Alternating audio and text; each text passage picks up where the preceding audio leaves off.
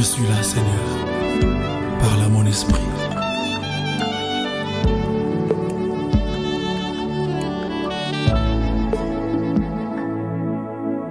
Parle, ton serviteur écoute. Parle, je dépends du son de ta voix. Parle, ton serviteur écoute. Mon cœur est ouvert. Parle, je suis là. Shalom, peuple de Dieu. Bonjour à tous ceux-là qui sont en train de nous suivre aujourd'hui. Nous bénissons l'Éternel, notre Dieu, pour votre présence. Et moi, c'est votre humble serviteur. Je suis là aujourd'hui pour partager la parole de Dieu avec vous. Et nous allons prier avant d'entrer dans le vif de notre sujet. Prions au nom de Jésus-Christ. Tendre Père, nous te bénissons parce que tu es le Dieu qui est en train d'asperger ta gloire sur nous, de nous couvrir de ta gloire et de nous accompagner par l'onction de ton esprit.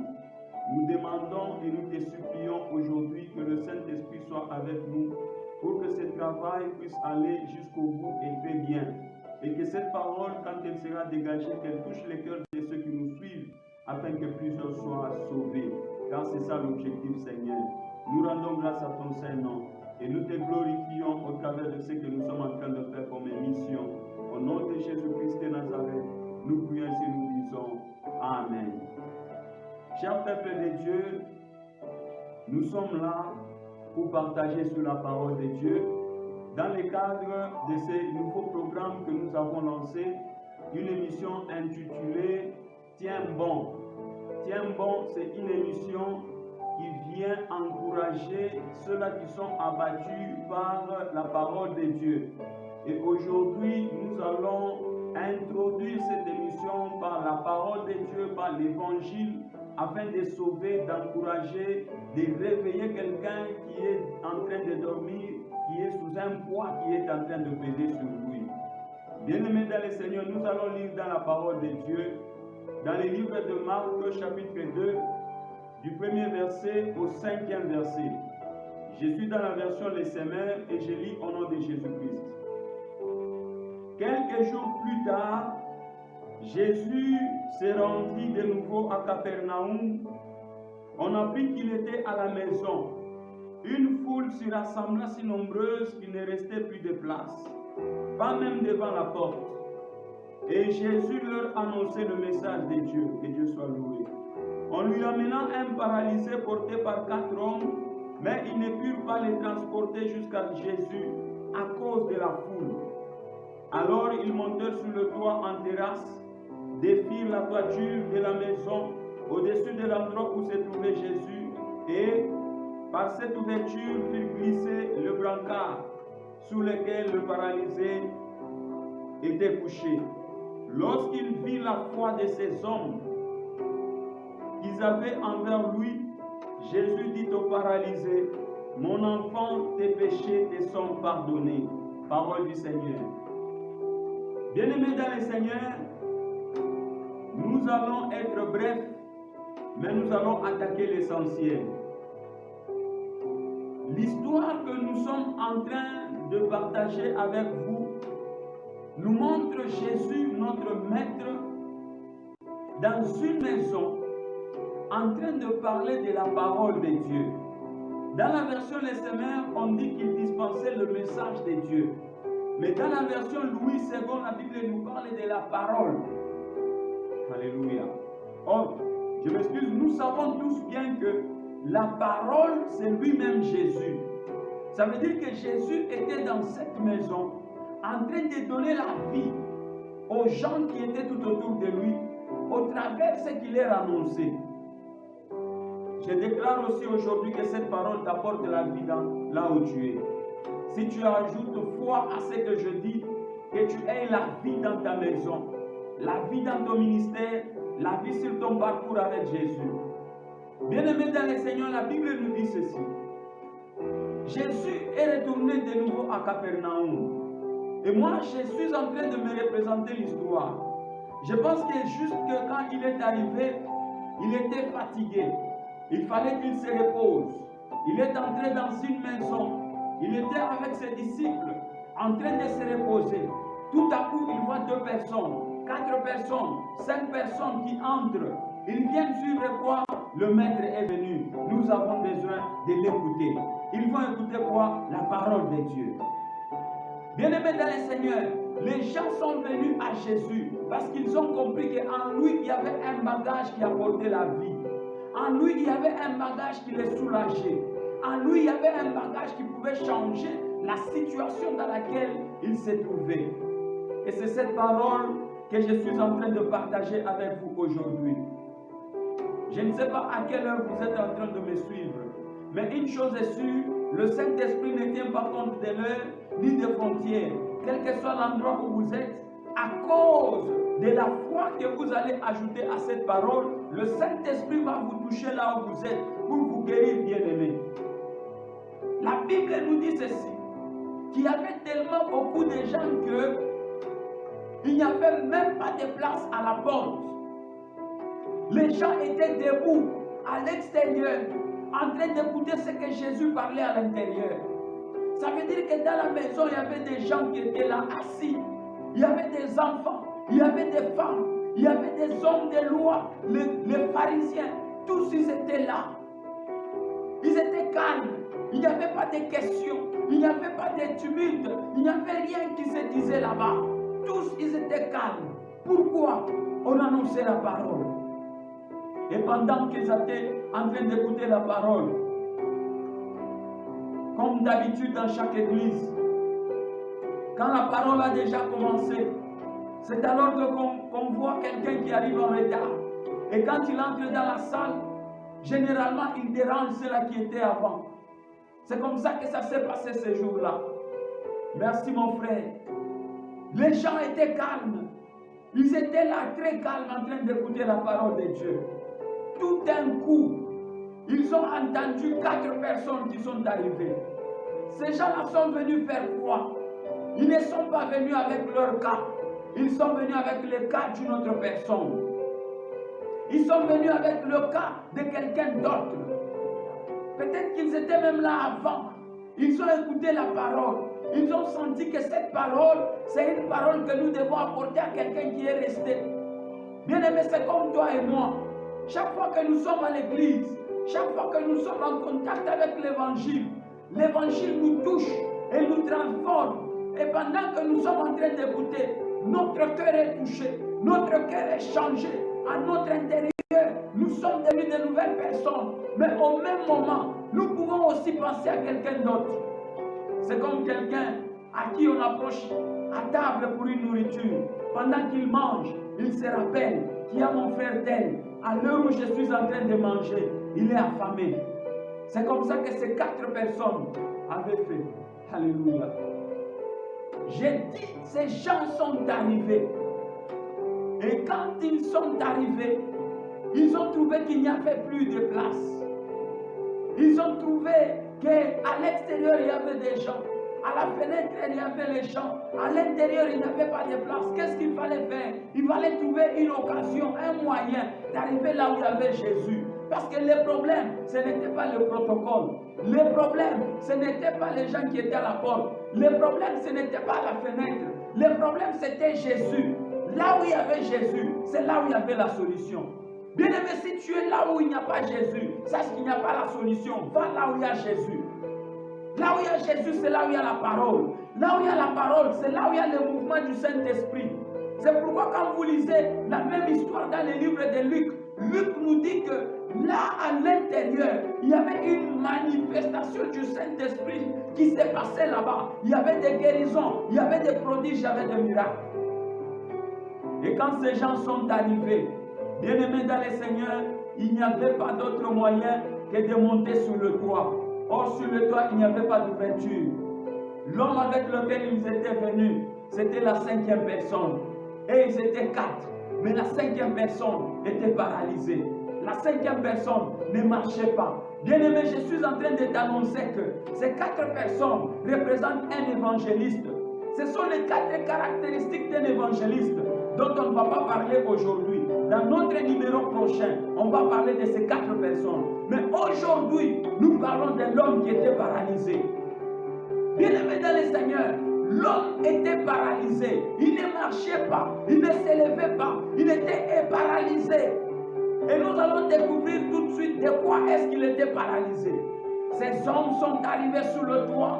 Les toits étaient fermés. Et à l'époque, moi, je pense qu'il n'y avait pas de plafond. Il n'y avait pas de tôle comme maintenant. À l'époque, il n'y avait que de construction en pierre. On a déjà taillé. Il y avait comme du béton au-dessus. C'est qu'il fallait tailler. Il fallait couper. Il fallait des marteaux. Il fallait des barres de mine. C'est qu'il fallait que ces gens soient des vaillants. Bien-aimé, c'est pourquoi aujourd'hui, je suis venu te donner une révélation.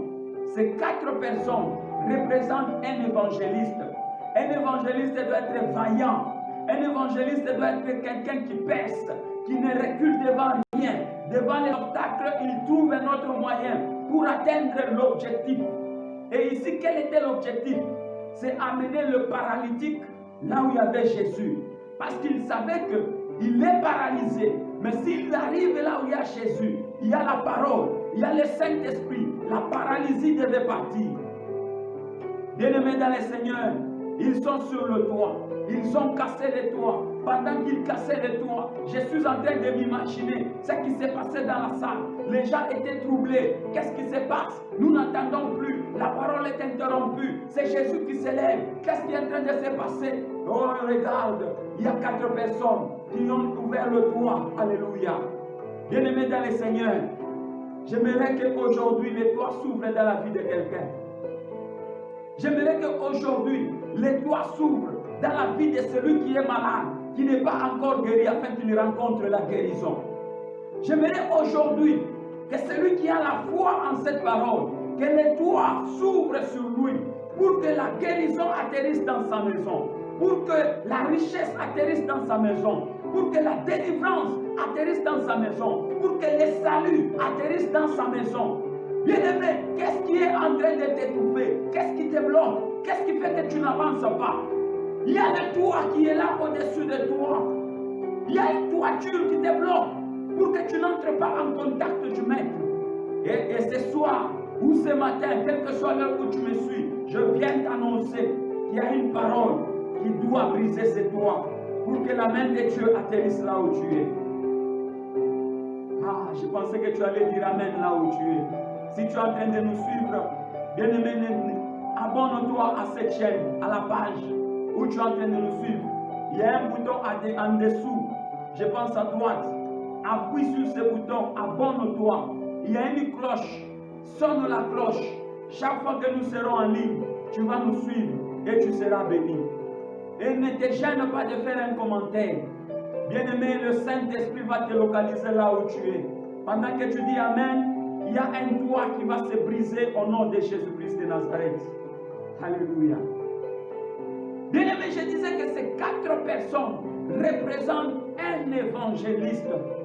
Un évangéliste part chercher les gens qui sont perdus, les gens qui sont dans le péché, les gens qui sont dans la bière, les gens qui sont dans l'occultisme, les gens qui sont dans la magie, les gens qui sont perdus, il les amène vers Jésus. Bien-aimé, quand tu amènes ces gens, tu ne les amènes pas à l'église, bâtiment, mais tu les amènes à Jésus-Christ de Nazareth. Les 4 personnes, ce sont les 4 caractéristiques, d'un évangéliste. Aujourd'hui, nous n'allons pas parler de ces 4 caractéristiques. Aujourd'hui, je vous dis tout simplement que les 4 personnes représentent un évangéliste. Et cet évangéliste est allé chercher cet homme. Il était paralysé, oui, mais quand il est arrivé devant Jésus, la Bible nous dit quelque chose qui m'a beaucoup émerveillé, quelque chose que j'ai beaucoup aimé. La Bible nous dit ceci: Jésus a regardé la foi de ces 4 personnes. Il a constaté que ces gens avaient la foi en lui. Bien-aimé, en quoi places-tu ta foi? Tu as foi en quoi? Est-ce que tu as foi dans un homme? Tu as foi dans des événements? Tu as foi dans quoi? Mets ta foi en Jésus. Lui, il va consommer ta foi. Et quand il va consommer ta foi, la réalité de ta vie va changer. La Bible nous dit, Jésus a constaté, il a vu la foi de ces 4 personnes. Et il a dit sur le paralytique, cette fois-là, il ne s'est pas adressé à ces 4 personnes, bien-aimés. Le problème ici, ce n'était pas les 4 personnes. Le problème, c'était le paralytique. Il ne marchait pas. Il était paralysé. Alléluia. Et Jésus dit à ces paralytiques-là, tes péchés, mon enfant, tes péchés sont pardonnés. Alléluia. C'est là où nous allons clôturer notre numéro d'aujourd'hui. Mon frère, continue avec ces cantiques. Alléluia. Alléluia.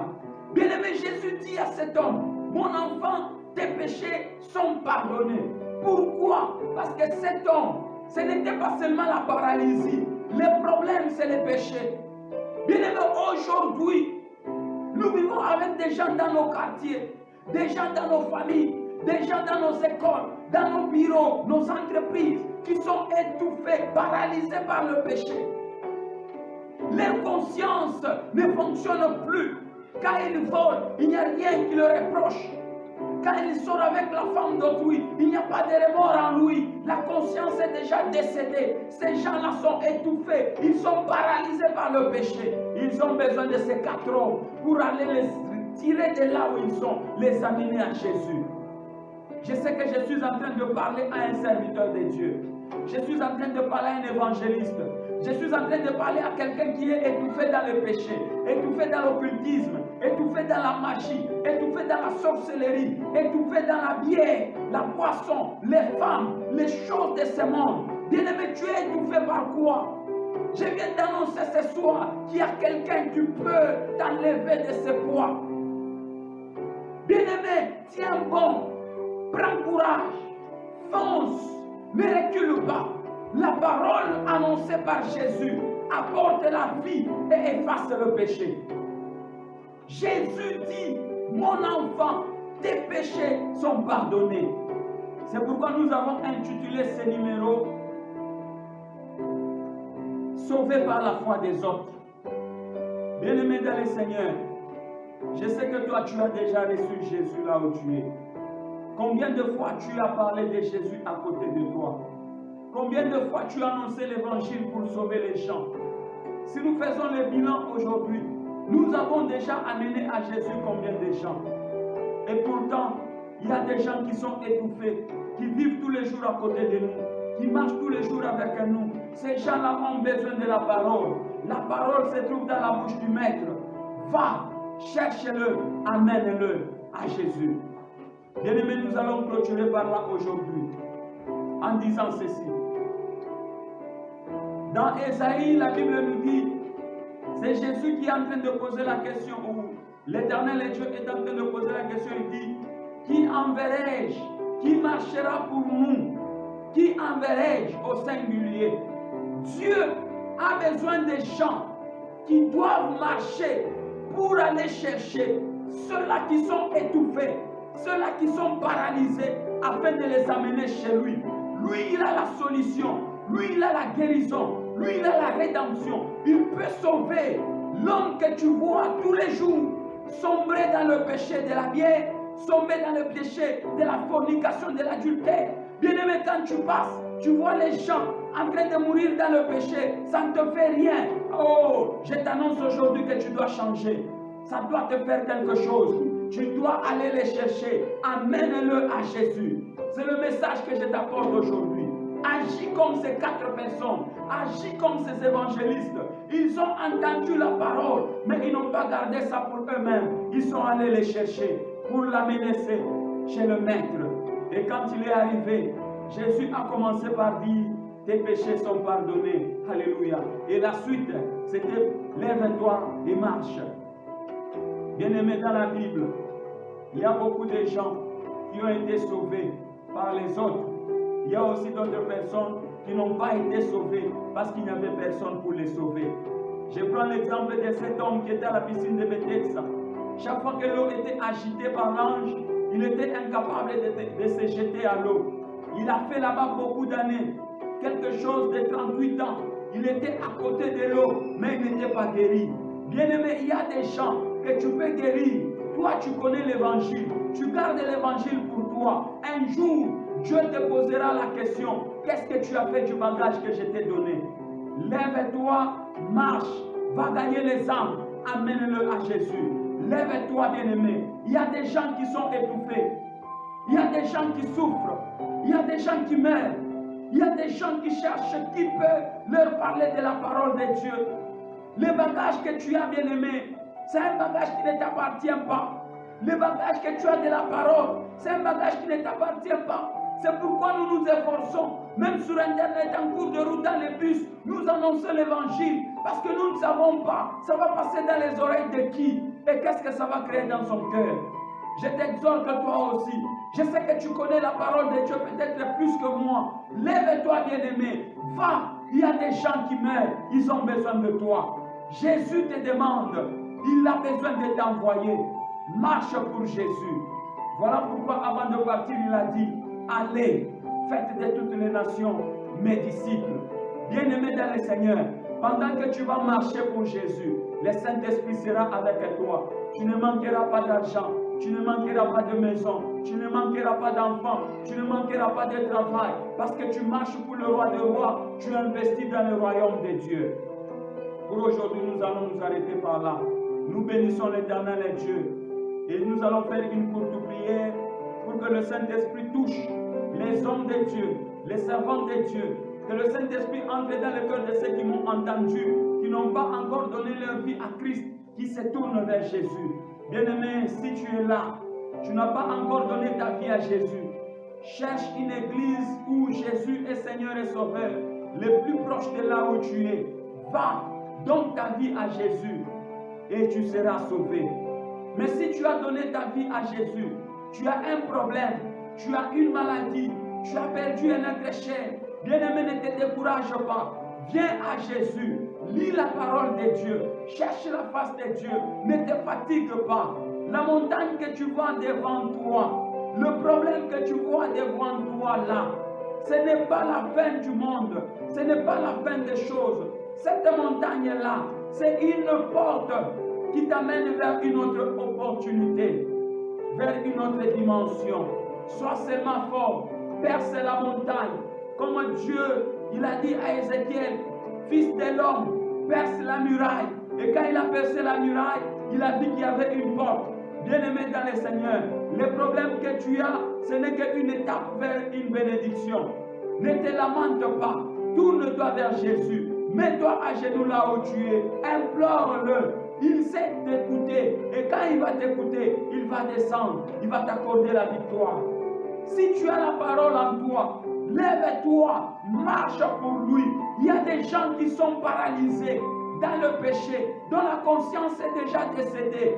Va annoncer l'évangile, réveille ces gens-là, amène-les à Jésus. Ensemble, quand il reviendra, il va nous prendre dans la gloire et nous irons dans l'enlèvement pour rester avec lui dans l'éternité. Que Dieu te bénisse, bien-aimé, toi qui nous as suivis. Inclinons-nous en prière.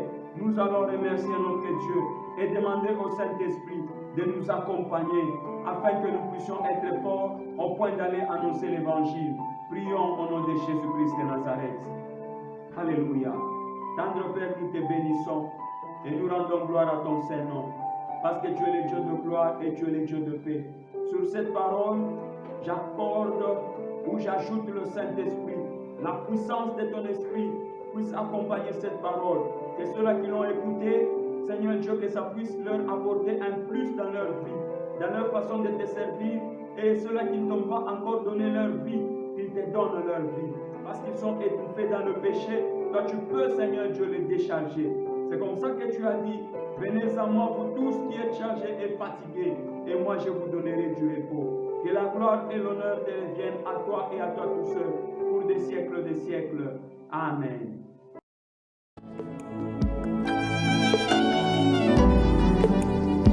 Je suis là, Seigneur. Parle à mon esprit.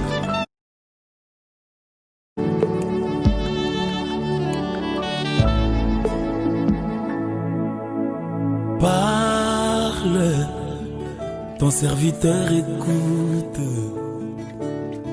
Parle, Je dépends du son de ta voix. Parle, ton serviteur écoute. Mon cœur est ouvert. Parle, je suis là.